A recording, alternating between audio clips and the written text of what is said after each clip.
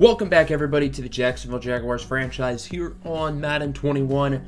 As today, week 2 of season 2 is officially here, and our Jaguars are ready to take on the 1-0 Tennessee Titans in our first interdivisional game of the season and the debut of our new stadium. That's right, so a very big game upcoming, an early test here to start off our season. This Titan squad is very good. We'll take a closer look at their roster in a minute. But long story short, we're going to have to stop Derrick Henry. And that's going to be rough because Derrick Henry is one of the best running backs in the NFL. You can make a case that he is the best running back in the league. So it's going to be a challenge for our defense. Our run defense was phenomenal last week against the Bills. Granted, they do not have a player anywhere near Derrick Henry's caliber in the backfield. We did beat the Bills last week 37-30 in a come-from-behind victory. We won this game because we were dominant in the trenches. We had 6 sacks, they had none. We ran the ball well, they did not. And Josh Allen, despite playing quite well in this game, was unable to get the victory. And we were led by a lot of our rookies. Kyra Brooks, our 5th-round running back, had a big game. Zaire Wiggins and Bentley Vonderwalson, our 2 first-round picks, at corner and left tackle, respectively, both played well. But the big story in this one was Rashawn Babineau. Babineau was our 2nd-round pick out of the University of Michigan. He was drafted as a safety, but he got all of his snaps last week from the sub-linebacker position, and he was awesome. 7 tackles, 2 for a loss, a sack, and the game-clinching pick 6 late in the 4th quarter to win us the game. He ended up winning AFC Defensive Player of the Week in his NFL debut. And let me tell you, this kid is special. I am so happy that we have Rashawn Babineau on our team. So we do have some bad news, unfortunately, and that is Volker Gantz on our practice squad. The kicker actually got picked up by the Los Angeles Rams. I do believe Volker can have a future with us still, and I know that does sound kind of weird because the Rams just picked him up. He is their new starter at kicker, but the Rams only signed him to a 1-year contract. And kickers in this game generally don't re-sign with their teams unless they're really high rated, and Volker Gantz right now is not. So he will probably be a free agent this offseason, and we could pick him right back up. So I actually think this is kind of good because now Volker gets a year of experience as a kicker in the NFL. So with Volker being picked off our practice squad, we do need someone to fill in his place. There are some very tempting options here to put on our practice squad. I mean, Zach Moss is literally right there in front of us for the taking. But I'm actually going to put LJ Collier on the practice squad instead. Collier was a first-round draft pick a few years ago by the Seattle Seahawks in the same draft that they picked DK Metcalf in round 2. And Collier just has not really worked out. He's not looked like much of a player so far in his NFL career. After another underwhelming season last year, the Seahawks let him go. And at just 25 years old, I do think we could maybe develop him. I think at the time he was a very big reach in round 1. But I still think there is a salvageable career there with Collier if we can try to develop him and maybe make him into a serviceable rotational pass rusher. So looking at this Titans team, they are led by a very solid duo in the backfield of Ryan Tannehill and Derrick Henry. It's no secret that Derrick Henry is the standout on this Titans roster, but they have a really solid quarterback in Ryan Tannehill, who is an above-average starter in this league. Obviously, he had a rocky tenure with the Dolphins. He was a top 10 draft pick, and he was never a bust at all, but things just never got consistent. Adam Gase was the coach for the second half of his tenure in Miami, so you can imagine how that went. And at the end of his Dolphins career, he was plagued by injuries. Then he was traded to the Titans and played very well in 2019, replacing Marcus Mariota. Last year, in his first year as the full-time starter of the Titans, he was really good. And so far through one game this year, he is looking good as well. So having a guy like Ryan Tannehill in a respectable passing game with good weapons such as A.J. Brown, Corey Davis, and Jordan Reed, Jonnu Smith, this is a really good passing attack. So this is not a one-dimensional offense. And defensively, this team is really good too. They have a very young nucleus and foundation on that side of the ball, led by Jeffrey Simmons, Harold Landry, Kevin Byard, Adoree Jackson, and others. So I have a little challenge for everybody. The new stadium is called Jaguars Field in the game, but I think that name is super corny, so whoever comes up with the best stadium name in the comments, that'll be the official name of this stadium. So here we go, Week 2 action, an early AFC South clash, as the 1-0 Tennessee Titans coming off a nice opening day win, taking on the 1-0 Jacksonville Jaguars, who beat the Bills 37-30 last week as they make their debut in their new home. Let's get this one underway. The very first play at the new Jaguars field, which will obviously have a new name soon, will be a solid kick return by the rookie wideout Lee Egerton, who will bring it to the 28-yard line. So here comes out Gardner Minshew and the crew. Minshew had an average week 1. He wasn't overly good, nor was he overly bad. This is obviously a prove-it year for Minshew. Now under a new head coach in Eric Bieniemy, he really has to take a step forward if he wants to be this franchise quarterback as he gets it to Chark. Chark with a juke move, and he's gone! Welcome to the new stadium. Just the second play from scrimmage. It is a 73-yard touchdown for DJ Chark, who made a really nice juke move at midfield, and then he was off to the races. Let's take a look at this beauty again. Chark had a fairly quiet week 1 for his standards, broke the ankles of Kevin Byard, and the rest is history, and Jacksonville is a very quick 7-0 lead. 3rd and 10 here for the Titans offense. Now it's a screen for Henry, and he only gains 3, wrapped up by the rookie cornerback, Zaire Wiggins. Wiggins was obviously the 7th overall pick, and he has lofty expectations as a rookie and has looked fairly solid so far in his young career. 3rd and 4, short pass from Minshew over to Nelson Agholor, and he only gets 3, wrapped up by Harold Landry coming off a breakout season last year, and that would force a punt. Titans have it back, 3rd and 6, Tannehill going to look to throw it once again. Short pass is intended for Jordan Reed, and it's wrapped up by Miles Jack. And Jacksonville has it. 1st down, Minshew, a short pass here once again for Nelson Agholor as he brings it to the opposing 46-yard line. Minshew looking fairly good so far today here against the Titans, as it'll be a handoff here for Phillip Lindsay. Lindsay finds the hole, outruns Byard, and he's off to the races. Down the sideline, touchdown, Phillip Lindsay. His first score as a Jaguar will come from 46 yards out. And in the new stadium, Jacksonville looks awfully good so far on both sides of a football as they lead it 14-0. Titans have it back. 1st down, Tannehill will get it over to Derrick Henry. Bad play by C.J. Henderson, and Henry will be wrapped up, but not before gaining a nice 1st down by the safety Gerard Wilson in his 5th year out of Michigan. 1st year as a captain for Gerard Wilson. 3rd and 4 now, short pass for Adam Humphries. He is quickly brought down by Miles Jack, but is able to hold on to the football for a 1st down, and that'll do it for quarter number 1. Jaguars looking very good early here in this one. They lead it 14-0 as we advance to the 2nd, 3rd and 3. It is Derrick Henry who will bring it to the 18-yard line for a 1st down. Ryan Tannehill is a very nice 6 for 9 right now. 3rd and 11. Tannehill will now get it to his tight end, Jordan Reed, who gets it inside the 10 to the 7. There's an injury on the play, and surprisingly, it's not Jordan Reed. It's actually left tackle Taylor Lewan. That could be a pretty big injury if he does not return to this one. 3rd and goal from the 2. Titans trying to punch it in, but we got a false start at the line of scrimmage, so they're pushed back to the 7, and will now have to pass it. Tannehill looking for the end zone. He connects with A.J. Brown for the touchdown, hotty-toddy. The 3rd-year pro out of Ole Miss will cut the lead in half, as it is now 14-7. Jaguars with it, 2nd and 9. Short play over to Kyra Brooks, the rookie out of Arkansas. That'll be ruled as a run, as Brooks, who led the team last week in rushing yards, loses 6.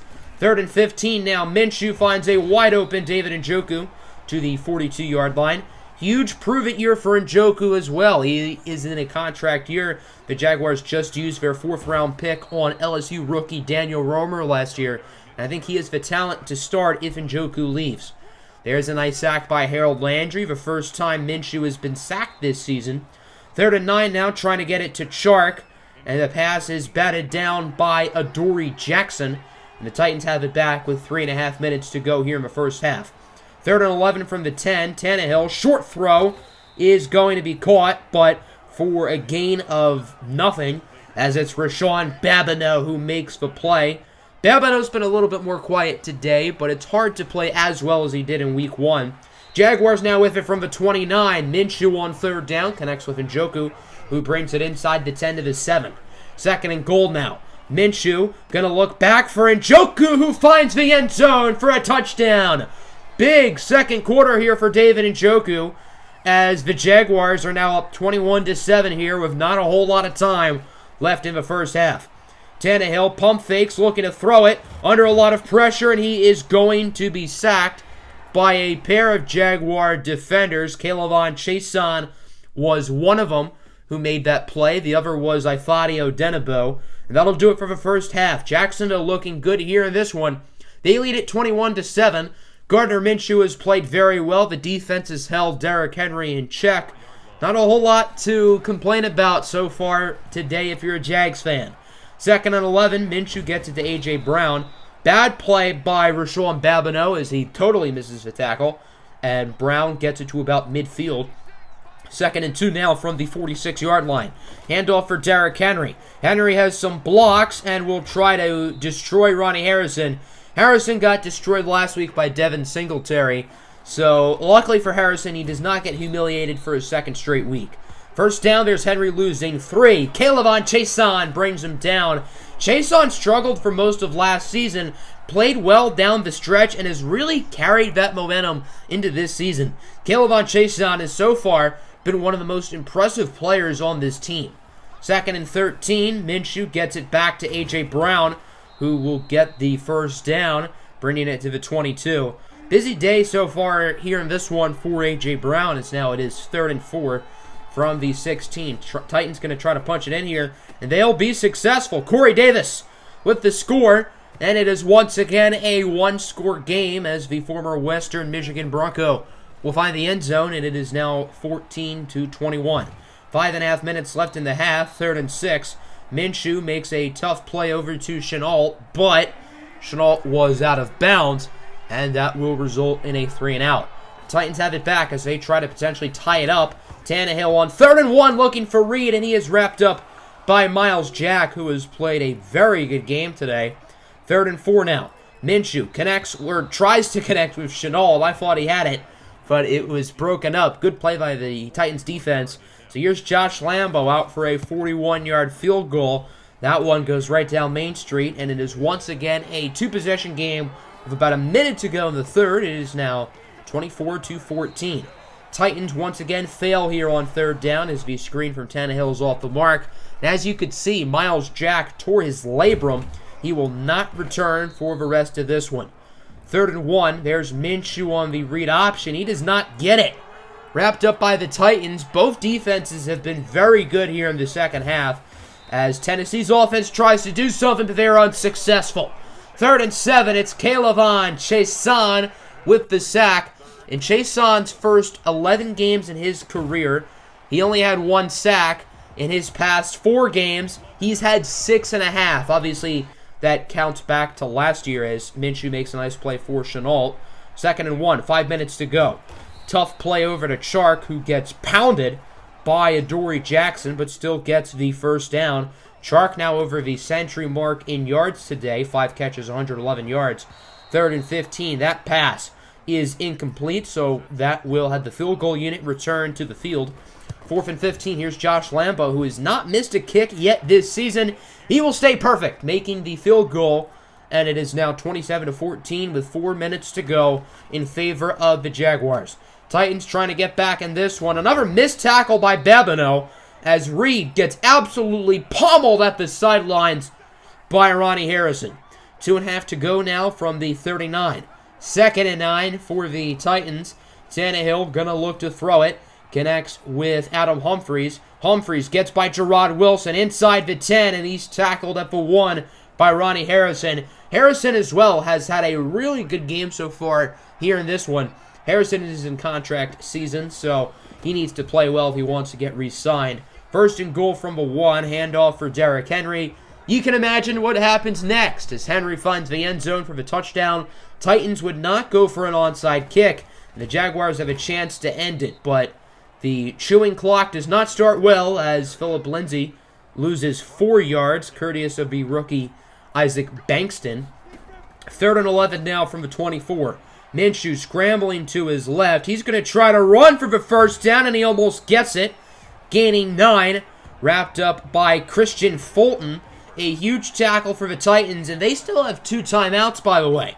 They are not out of this game. They just cannot make any silly mistakes. As on 2nd down, Henry with the first down, but it looks like the Titans are going to get even more yardage. Roughing the passer here on Josh Allen, who has had a very quiet game today, by the way. So the Titans now have it at the Jacksonville 47, as this Jaguars defense is holding on to a thread right now. They are choking this one. Derrick Henry now of a first down of the 35, wrapped up by Babineau.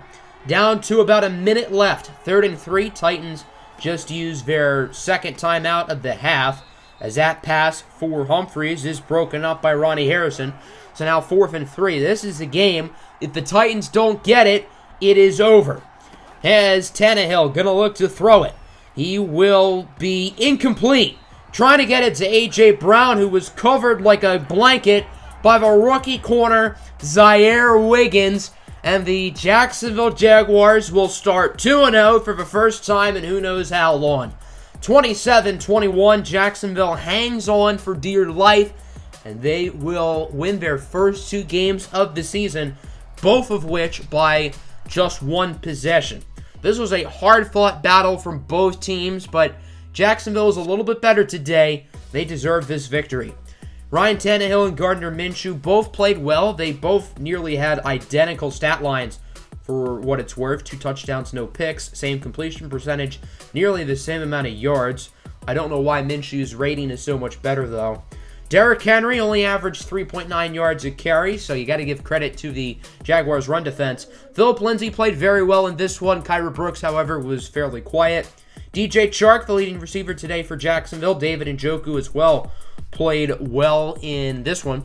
A.J. Brown had a good game for the Titans, but it was not enough, as Miles Jack with 9 tackles. Unfortunately, he will miss some time. We'll talk about him shortly. Ronnie Harrison played very well. Kayvon Chaisson with 1.5 sacks. Harold Landry with 1, and Adenabu with half a sack. Jacksonville has only allowed 1 sack through 2 games this season, whereas the defense has 8 through 2 games. So very, very impressive from the Jaguars front 7 and the Jaguars offensive line to start this season. So that will bring us here to week 3, preparing for a matchup against the 1-1 Cincinnati Bengals. Unfortunately, Miles Jack will miss 4 weeks. Luckily, we do have a week 6 bye week, so that means he will only miss 3 games, but still losing one of your defensive captains and one of your best players on defense is not ideal. So we're going to need some guys to step up. That includes Joe Schobert. Schobert was an every down linebacker last year. This year, Rashawn Babineau has taken a lot of his snaps. So now Schobert will once again be an every down linebacker, and he's going to have to play well.